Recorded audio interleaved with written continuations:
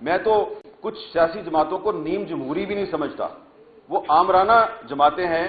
کیونکہ وہاں پر آپ اختلاف رائے کر ہی نہیں سکتے۔ تو اس لیے ان سیاسی جماعتوں کو بھی جو ہے ایک حقیقت کا آئینہ دکھانا بڑا ضروری ہے، اور اگر یہ سیاسی جماعتیں یہ سمجھیں آج کہ کل کیونکہ ہمیں مار پڑی ہے تو آج پھر ہم نے آ کے جو کل ہمیں مار رہا تھا اس کو پھینٹی لگانی ہے، تو اس طرح تو کام نہیں چلے گا، کیونکہ کل اور آج پھینٹی لگانے والا تو ایک ہی ہے۔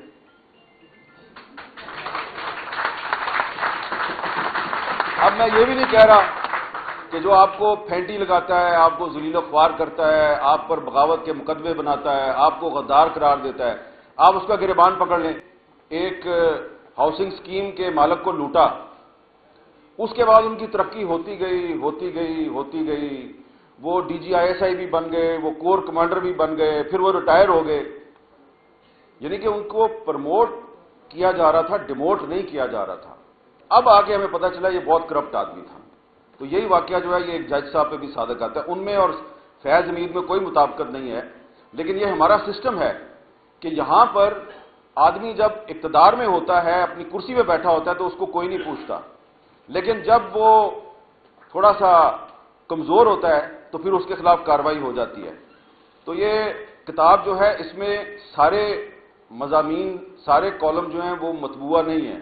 اس میں کچھ غیر مطبوعہ مضامین بھی شامل ہیں، اور میں وہ غیر مطبوعہ تحریریں اس کتاب میں شامل کرنے پر کتاب کے پبلشر محمد فہد صاحب کا شکر گزار ہوں،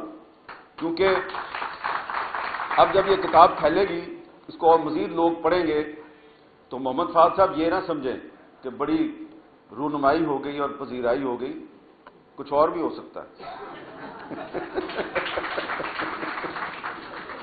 کیونکہ ہم نے تو سلمان اکرم راجہ صاحب نے آپ کو بتایا کہ ایک جج کے انکار کی کہانی، اس میں ہم نے ایک صرف جج کے انکار کی کہانی نہیں لکھی، بہت سے صحافیوں کے انکار کی کہانی بھی لکھی ہے، اور یہ جو ارشد انصاری صاحب بیٹھے ہیں نا یہاں پہ، لاہور پریس کلب کے پریزیڈنٹ، انہوں نے نہیں بتایا،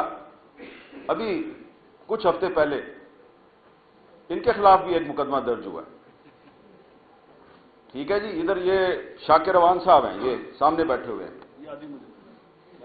یہ کہہ رہے ہیں جی یہ عادی مجرم ہے، لیکن تو ان پر بے انتہا مقدمے ہیں، لیکن جو لیٹسٹ مقدمہ ان پر درج ہوا ہے وہ غداری کا مقدمہ ہے۔ تو غداری کے مقدمے جو پہلے درج ہوتے رہے اور جو آج درج ہوتے رہے، ہم ان کو پہلے بھی غلط کہتے تھے، ہم ان کو آج بھی غلط کہتے ہیں۔ پھر جی اس میں ہم نے وکلا جو ہیں، بہت سے وکلا کا بھی ذکر کیا اپنی کتاب میں، جنہوں نے اپنی جرأت اور بہادری سے بہت سے مشکل فیصلے جو ہیں وہ عدالتوں سے حاصل کیے، اور اس میں ایک بدتمیز لڑکی کا بھی ذکر ہے،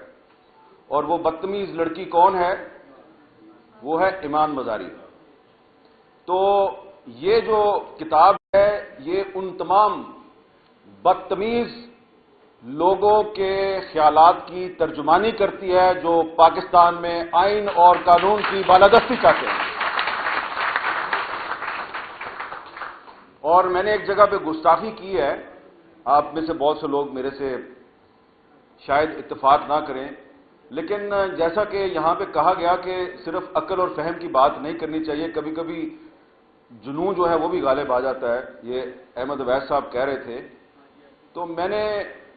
بہت بدتمیزی کا مظاہرہ کرتے ہوئے قاضی فائز عیسیٰ صاحب جو پہلے کبھی میرے ہیرو تھے، جب ان کا اصل کردار سامنے آیا تو میں نے لکھا یہ تو جسٹس منیر سے بھی گیا گزرا آدمی ہے، کیونکہ انہوں نے جو کردار ادا کیا وہ میرے خیال سے وہ کردار نہیں تھا جو کہ جسٹس کے ایم سمدانی کا یا جسٹس دوراب پٹیل کا یا جسٹس رانا بھگوان داس کا تھا۔ تو میں بہت لمبی بات کر سکتا ہوں، لیکن سلمان اکرم راجہ صاحب نے اشارہ کیا کہ ہو سکتا ہے ان کو یہ کہا جائے کہ بھئی یہ آدمی تو ہمارے خلاف بھی لکھتا ہے۔ آپ کے خلاف میں لکھتا تھا جب آپ کی حکومت تھی،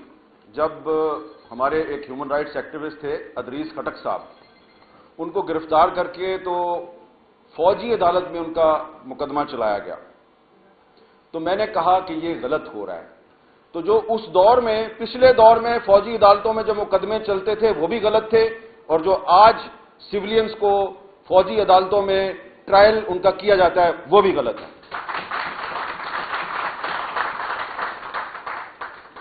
اور آئینی ترامیم کا ذکر ہو گیا، اس پہ میں مزید کیا بات کروں، 26ویں ترمیم کا بھی ذکر ہو گیا، 27ویں ترمیم کا بھی ذکر ہو گیا، لیکن شکر ہے کہ پاکستان میں آپ جیسے لوگ بھی موجود ہیں جو یہ بات ببانگ دوہل کہتے ہیں کہ کوئی آئین میں ترمیم کے نام پر ایسا کام نہ کرو کہ 1973 کے آئین کا چہرہ ہی بگڑ جائے۔ اس کی وجہ یہ ہے کہ یہ اب ہمارے پاس، اہل وطن کے پاس، یہ ایک واحد کنسنسس ڈاکومنٹ ہے، اور مجھے یہ کہنے کی اجازت دیجئے کہ اس 1973 کے آئین کے بعد آپ کوئی کنسنسس ڈاکومنٹ نہیں بنا پائیں گے۔ کہاں سے لاؤ گے آپ ذوالفقار علی بھٹو؟ کہاں سے افضل ولی خان کو لے کے آؤ گے؟ کہاں سے غوث بخش بزنجو کو لے کے آؤ گے؟ وہ ولی خان جس پر کہ لیاقت باغ میں ان کے جلسے پہ فائرنگ ہوئی تو وہ لاشیں اٹھا کر پشاور واپس گئے، لیکن انہوں نے واپس آ کے اسمبلی میں آئین جو ہے اس کی منظوری میں اہم کردار ادا کیا۔ کیا آج کے سیاستدانوں میں اتنی ٹالرنس اور برداشت ہے؟ یہ اس کا جواب آپ کو پتہ ہے۔ تو یہ دوبارہ نہیں ہوگا، اس لیے اگر آپ نے یہ ملک بچانا ہے، اس کو قائم رکھنا ہے، اس کو مضبوط رکھنا ہے، تو پھر اس آئین کی حفاظت کیجئے اپنے ہاتھوں سے۔ اگر آپ اس آئین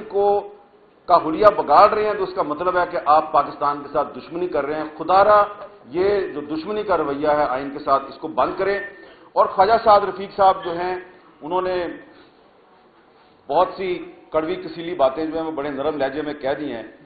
اور یہی ان کا کمال ہے۔ اور جو انہوں نے آج کل کی سیاسی جماعتوں کو نیم جمہوری سیاسی جماعتیں قرار دیا، یہ بالکل انہوں نے صحیح کہا ہے۔ میں تو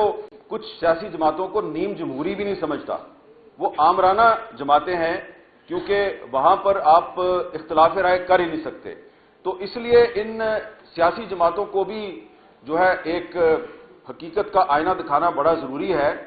اور اگر یہ سیاسی جماعتیں یہ سمجھیں آج کہ کل کیونکہ ہمیں مار پڑی ہے تو آج پھر ہم نے آ کے جو کل ہمیں مار رہا تھا اس کو پھینٹی لگانی ہے، تو اس طرح تو کام نہیں چلے گا، کیونکہ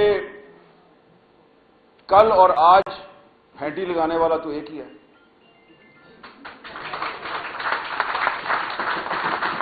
اب میں یہ بھی نہیں کہہ رہا کہ جو آپ کو پھینٹی لگاتا ہے، آپ کو ذلیل و خوار کرتا ہے، آپ پر بغاوت کے مقدمے بناتا ہے، آپ کو غدار قرار دیتا ہے، آپ اس کا گریبان پکڑ لیں، کیونکہ ہم تو ہمیشہ ایک پرامن سیاسی جدوجہد کے قائل ہیں، کیونکہ ہم قائد اعظم کے ماننے والے ہیں۔ انہوں نے ایک پرامن سیاسی جدوجہد سے یہ ملک بنایا، تو ہم بھی ہمیشہ یہی کہتے ہیں کہ آپ ایک پرامن سیاسی جدوجہد کریں۔ تو پرامن سیاسی جدوجہد کرنے کے لیے یہ ضروری ہے کہ ہماری جو سیاسی جماعتیں ہیں وہ ایک دوسرے کو برداشت کریں اور کچھ نکات پر ایک دوسرے کے ساتھ مکالمہ کر کے ڈائیلاگ بھی کریں، کیونکہ اگر آپ آپس میں ڈائیلاگ نہیں کریں گے، مکالمہ نہیں کریں گے، اور دیوار میں ٹکر مار کے اپنا سر پھاڑ کے کہیں گے میرے ساتھ بڑا ظلم ہو رہا ہے، تو اس سے فائدہ آپ کے دشمن کو ہوگا۔ وہ چاہتا ہے کہ آپ دیوار میں سر ماریں اور آپ کا خون نکلے اور آپ کے ساتھ کوئی ناخوشگوار واقعہ ہو جائے اور وہ کہیں گے ہم نے تو کچھ نہیں کیا، دیکھو تو آپس میں لڑ کے مر گئے۔ تو اس لیے یہ جو روداد ستم ہے، یہ روداد ستم آپ کو پکار پکار کر کہہ رہی ہے کہ خدا کے لیے اس آئین کو بچاؤ، کیونکہ یہ آئین بچے گا تو یہ قائد اعظم کا پاکستان بچے گا، اور قائد اعظم کا پاکستان صرف اس صورت میں بچے گا کہ اگر پاکستان کی تمام اہم پولیٹیکل پارٹیز اور تمام سٹیک ہولڈر جو ہیں وہ کم از کم اس ملک کو بچانے کے لیے ایک نقطے پر آپس میں مکالمہ کریں۔ اختلاف کرتے جائیں، آپس میں ایک دوسرے پہ تنقید ضرور کریں، لیکن آئین کو بچانے کے لیے اور آئین کا حلیہ بگاڑنے کے خلاف آپ کو ایک آپس میں اتفاق رائے کرنا پڑے گا، ایک مشترکہ حکمت عملی اختیار کرنی پڑے گی، اور وہ مشترکہ حکمت عملی صرف ایک ہی طریقے سے ہو سکتی ہے کہ آپس میں مکالمہ کریں، آپس میں مکالمہ کریں۔ یہی ہے لاہور ہائی کورٹ بار ایسوسی ایشن کی روایت اور آج لاہور ہائی کورٹ بار ایسوسی ایشن کے اس پلیٹ فارم سے میں پاکستان کی تمام سیاسی جماعتوں کو یہ اپیل کرتا ہوں کہ آئین اور قانون کی بالادستی کے لیے ایک دوسرے کے ساتھ ڈائلاگ کریں. بہت بہت شکریہ. بہت شکریہ.